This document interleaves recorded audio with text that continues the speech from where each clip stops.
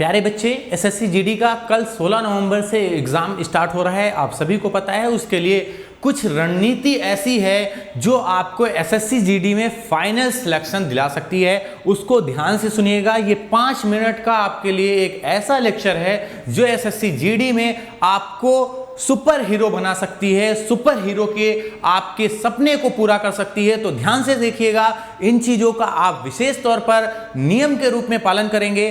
पहली सबसे विशेष चीज है आपके लिए कि आप अंतिम समय की जो ये रणनीति है उसका ध्यान से एक पालन करेंगे। कह रहा है 90 मिनट का सही आप प्रयोग कैसे करेंगे, हर पार्ट को आप सही समय देंगे।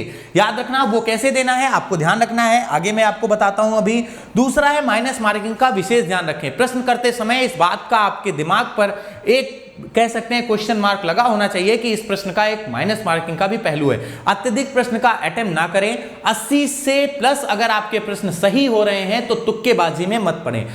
इसके बाद हम बढ़ते हैं आगे। आपको और क्या करना है, किस सब्जेक्ट को कितना समय दें, ये सबसे जरूरी चीज होती है। एग्जाम सेंटर में पहुंचकर हम ये चीज भूल जाते हैं कि हमें किस पार्ट को कितना समय देना है। बहुत सारे बच्चे मैथ पर पूरा फोकस कर देते हैं। वो अपना आधे से ज्यादा समय सिर्फ मैथ और रीजनिंग को दे देते हैं और आगे चल करके वो कहीं ना कहीं फंस जाते हैं। इस बात का विशेष ध्यान देना है कि जैसे कि आपको हिंदी को 10 मिनट से ज्यादा समय नहीं देना है। 10 मिनट हिंदी के लिए देने हैं और इसमें आपको पूरा पेपर सॉल्व करना है और बहुत आराम से हो भी जाएगा। इसके बाद कह रहा है सामान्य अध्ययन, इसके लिए आपको 15 मिनट का टाइम देना है। याद रखना, अगर सामान्य अध्ययन के हिंदी में आपका 25 प्रश्न आने हैं, अगर 25 प्रश्न में आपने 23-24 भी कर लिए हैं तो तुक्का नहीं मारने हैं, इन पर यही रुक जाना है। अगर हो गया है तो ठीक है, 25 आएंगे। तरीके अगर सीख के गए हो तो जरूर आएंगे।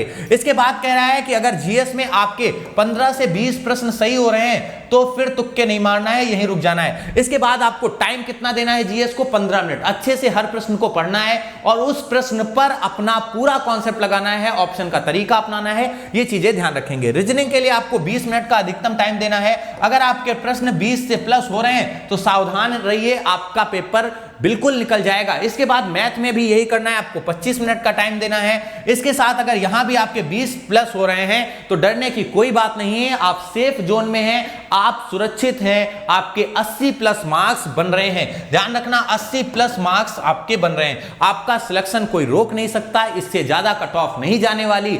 इसके साथ साथ ये मार्क्स और कितने बेहतर किए जा सकते हैं, इससे प्लस में कैसे जा सकते हैं वो मैं आपको सिखाता हूं। थोड़ी चीजें और हैं जिनको आप याद रखेंगे।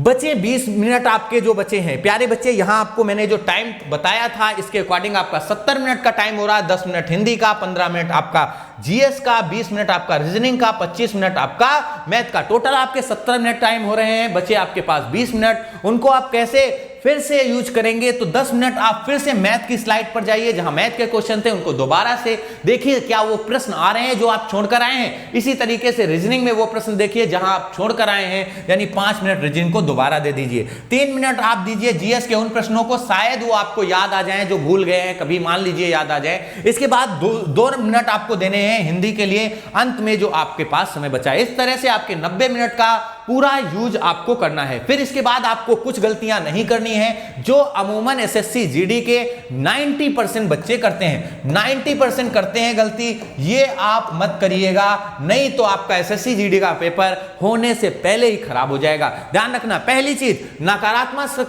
नकारात्मकता से आपको बचना है। मतलब आप पेपर हॉल में 90 मिनट खुद को पॉजिटिव रखें, इस सोच के साथ रखें कि आई कैन डू इट, मैं कर सकता हूं और मैं ही कर सकता हूं क्योंकि ये मौका सिर्फ मुझे मिला है। अब इससे आगे कुछ नहीं है। मम्मी को अपनी याद करना, उनके द्वारा दी गई उस आपकी ताकत को याद करना, आपसे प्रश्न जरूर होगा। बस सकारात्मक रहना, कभी भी उस बीच में आपको नकारात्मकता नहीं आनी चाहिए। आप कुछ भी मत सोचें। इसके बाद किसी भी प्रश्न को, टॉपिक को अत्यधिक समय ना दें। ये सबसे बड़ी गलती करते हैं बालक, ज्यादा टाइम वेस्ट कर देते हैं एक टॉपिक पर। इसके बाद प्रश्न को अच्छे से पढ़ें, ये करना सबसे जरूरी है। अगर इसको आपने कर दिया तो 5% मार्क्स आपके बढ़ जाएंगे।